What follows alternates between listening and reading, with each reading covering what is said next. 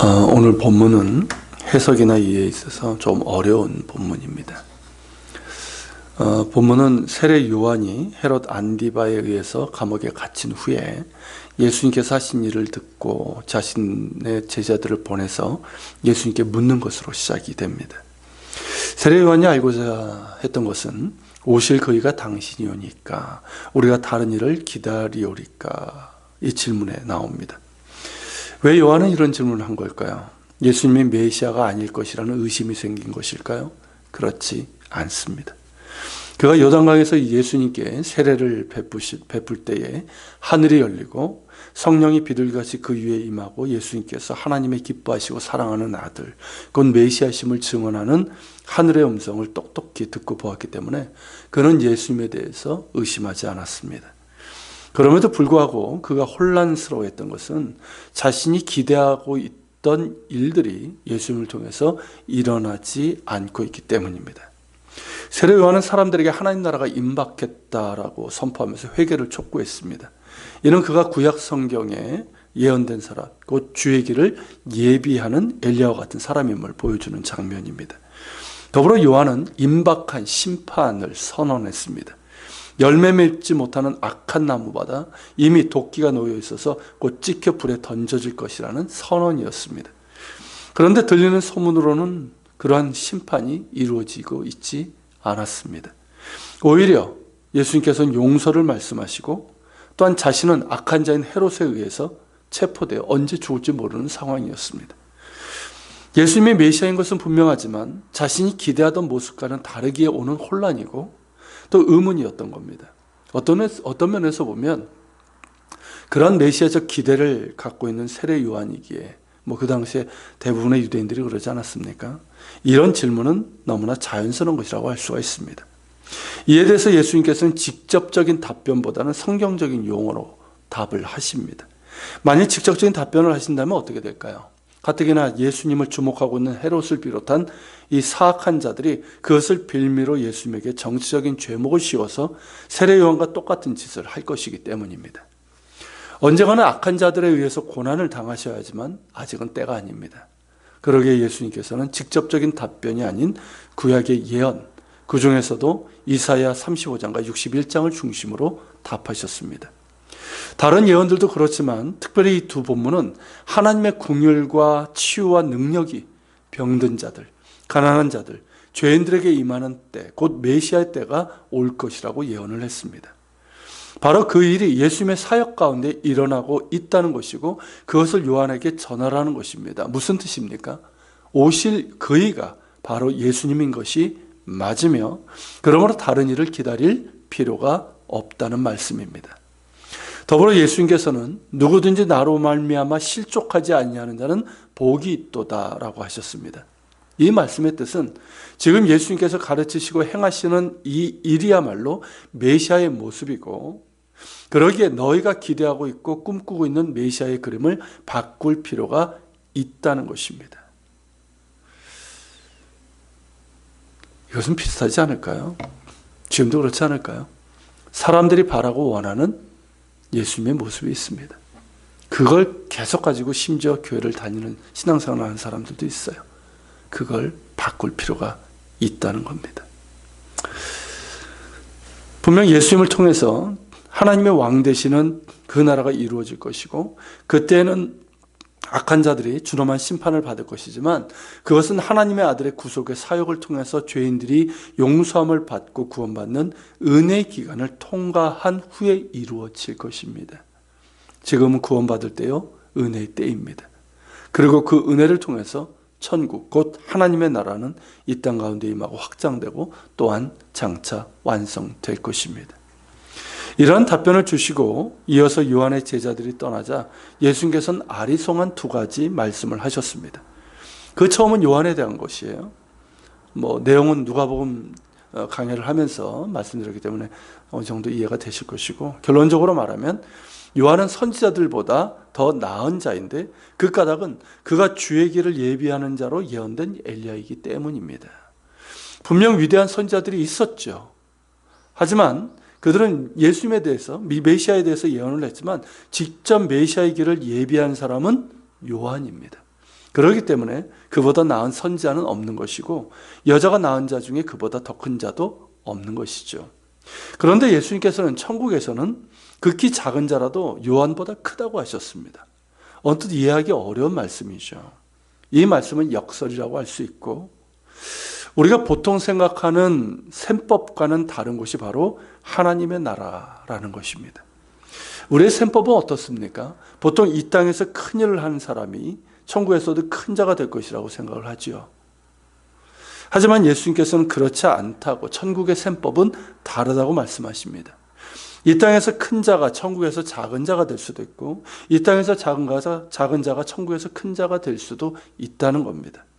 그 기준은 무엇을 했느냐가 아니라 예수의 증인이 되었느냐 하는 것입니다.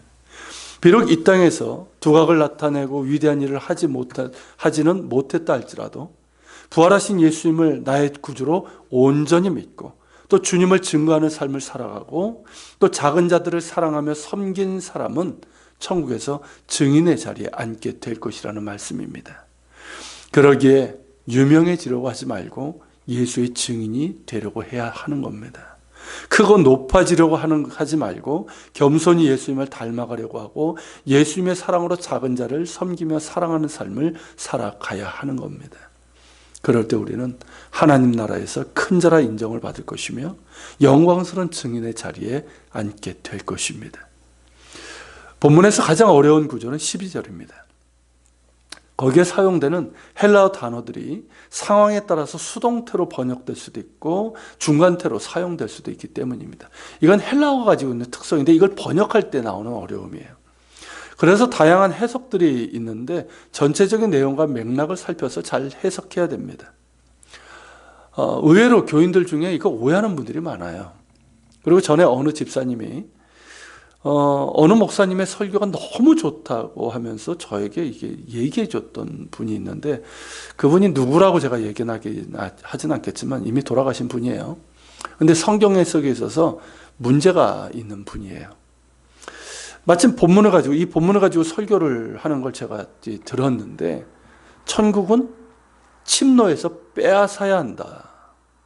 그래서 내 것으로 삼아야 한다. 이렇게 해석을 하더라고요. 그러니까 영적인 열심을 내라는 거예요. 어떻습니까? 그럴듯하죠. 언뜻 그런 뜻인 것도 같고 심지어 은혜도 됩니다. 하지만 이것은 잘못된 해석입니다. 학자들 간에도 해석의 차이가 있지만 이렇게 해석하지는 않아요. 이거는 그 어법이나 전체적인 맥락을 전혀 무시한 잘못된 해석입니다. 12절을 본문 전체의 흐름과 내용으로 비추어 해석하면 이런 의미로 보는 것이 가장 타당한데요. 그건 뭐냐면 말씀 그대로 천국은 침노를 당하고 있다는 거예요. 침노를 당하고 있다. 근데 침노한다는 말을 이거를 좀 번역을 좀 바꿀 필요가 있어요. 침노한다는 말이 조금 뉘앙스가 애매한데 무슨 뜻이냐면 폭력을 행해서 방해하고 노략질하려 한다 이 뜻이에요. 원뜻은. 그러니까 하나님이 왕이 되셔서 모든 것을 바로 잡으실 것이라는 하나님 나라의 임재. 이건 어마어마한 거예요. 그렇지 않습니까? 하나님의 왕이 되셔서 모든 것을 바로 잡으시고 하나님께서 통치하신다. 이건 어마어마한 거예요. 그러니까 악한 세력들이 어떨까요? 이를 결사적으로 막으려고 합니다. 이건 사단의 세력뿐만 아니라 악한 자들도 마찬가지예요. 그러니까 어떻습니까? 폭력을 행사하는 거예요. 자, 세례 요한이 하나님 나라를 선언하자 헤롯이 그에게 폭력을 가했습니다. 이 땅에 하나님 나라를 실제로 임하게 하시고 우리를 그 나라로 초대하시고 장차 우리가 그 나라 백성이 되게 하시려는 예수님에게는 어떻게 했습니까? 알잖아요, 우리가. 하나님 나라의 실제이신 예수님을 죽여 제거하기 위해서 온갖 폭력을 행사하며 발악을 하지 않았습니까? 또한 초대교회 때는 어땠으며 또 지금까지 그리고 지금도 전 세계에서 이러한 사악한 폭력과 방해와 속임수가 얼마나 많이 자행되고 있습니까? 천국, 곧 하나님 나라는 이처럼 위대하고 어마어마한 것이기에 역설적이게도 악한 세력들은 이를 막으려고 폭력을 행사하며 방해하고 어떻게든 삼킬 차를 찾으며 영혼들을 노략질하고 있습니다. 그걸 말씀하는 거예요. 그러나 하나님 나라는 제거되지 않습니다. 악한 세력의 폭력과 방해로 침노를 당하지만 결코 빼앗기지 않으며 무너지지 않습니다. 예수님께서 비유로 말씀하신 것처럼 천국은 마치 작은 씨와 같아서 짓밟힘을 당하고 던져짐을 당하지만 땅에 떨어져 썩어서 그것이 자라 큰 나무가 되어 수많은 영혼들이 구원받아 천국 백성이 될 것입니다. 그런 하나님 나라를 우리에게 주시기 위해서 예수님께서 오셨는데 정작 이 세대의 사람들은 어떠합니까? 예수님께서 비유로 말씀하신 것처럼 장터에 노는 아이들처럼 피리를 불어도 춤추지 않고 슬피 울어도 가슴을 치지 않는 무감각과 무지와 냉랭함 가운데 있다는 겁니다. 이것이 비단 그때뿐일까요? 지금도 그러하지 않습니까? 참 험한 인생이에요. 고통의 인생입니다. 무엇보다 죄와 사망 가운데서 죽을 우리를 구원하시고 우리에게 영원한 하나님 나라를 주시기 위해서 오신 예수님에 대해서 지금도 어떠합니까? 여전히 무감각하고 무지하고 냉랭함 가운데 있는 이들이 얼마나 많습니까? 심지어 교회를 다니는 사람들 중에도 말입니다. 참으로 안타까운 일입니다. 천국, 곧 하나님 나라는 위대하고 어마어마한 것입니다. 하나님의 왕이 되셔서 다스리시는 새하늘과 새 땅입니다. 그 안에는 놀랍고 영원한 생명과 기쁨과 치유와 평화가 있고 안식과 자유와 축복이 있습니다. 악한 세력들의 수많은 폭력과 방해를 뚫고 우리에게 임한 하나님의 나라이고 하나님의 나라의 복음입니다. 예수님께서 우리를 향해 여신 그 나라와 또한 우리에게 가르쳐 주신 그 나라의 복음에 대해서 나는 어떻게 반응하고 있습니까? 같이 기도합시다. 오늘 말씀을 기억하면서 기도합시다. 주님, 사부로 오늘 이 말씀에 대해서 바르게 우리가 알게 해주시고 천국을 침노는 당한다. 그 어마어마한 하나님 나라의 임재가 우리 가운데 왔는데 악한 세력들이 그것을 알기 때문에 결사적으로 막으려고 합니다. 그래서 폭력을 행사하고 방해하고 속임수를 쓰고 삼킬차를 찾으며 그리하고 있지만 하나님 나라는 계속해서 확장이 됩니다. 하지만 문제는 우리입니다. 그 어마어마한 하나님 나라를 우리에게 주시기 위해서 오셨는데 그 복음을 우리에게 주셨는데 정작 우리의 반응은 피를 불어도 춤추지 않고 슬피 울어도 울지 않는 그런 아이들의 모습과 다르지 않습니다.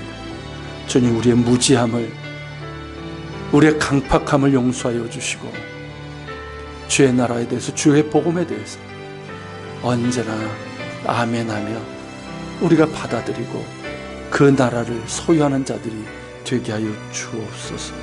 그리고 세상에 절하는 저희들 되게 하여 주시옵소서. 같이 기도하며 나갑시다.